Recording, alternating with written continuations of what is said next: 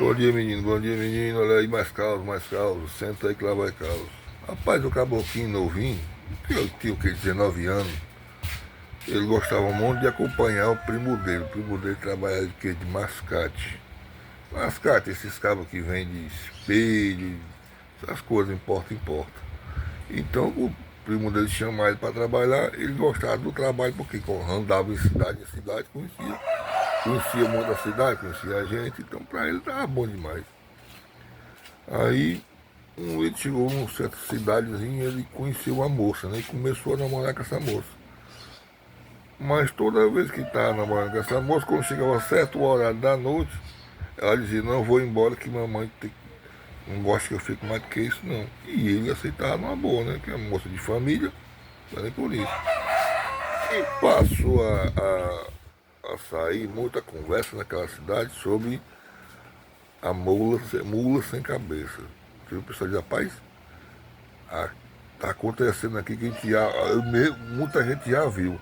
Cabe só um pouquinho da porta e vê só o cavalo, mas sem a cabeça.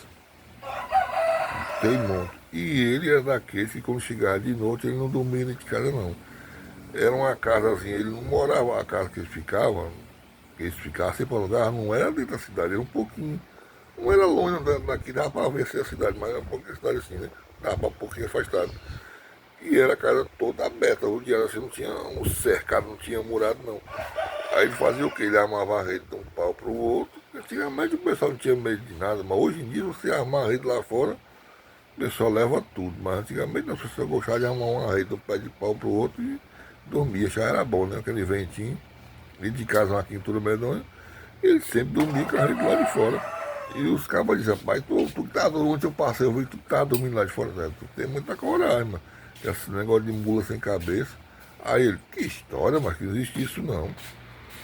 Aí ele pegou, foi um dia, foi visitar essa namorada dele, né? Aí ficou tarde, aí a sogra dele, não durma aqui.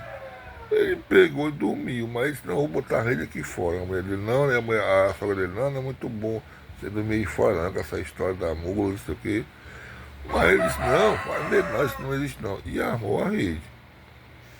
E quando foi certa hora da noite, que a mulher foi dormir, a namorada dele entrou de casa para dormir, ela armou a rede, estava dormindo e viu quando a mulher saiu, a namorada dele, né, saiu. Ele pegou, calçou aqui, só devagarzinho, ela foi no rumo, um pé de bananeira, e a mulher sumiu nos pés de bananeira, já saiu o cavalo sem a cabeça, umas carreiras mais medonhas. E digo, rapaz, que negócio doido é esse? A minha namorada, com a mula sem cabeça, quando ele chegou lá no pé de bananeira, tava só a cabeça da mulher assim, ó. Aí ele fala, meu Deus do céu.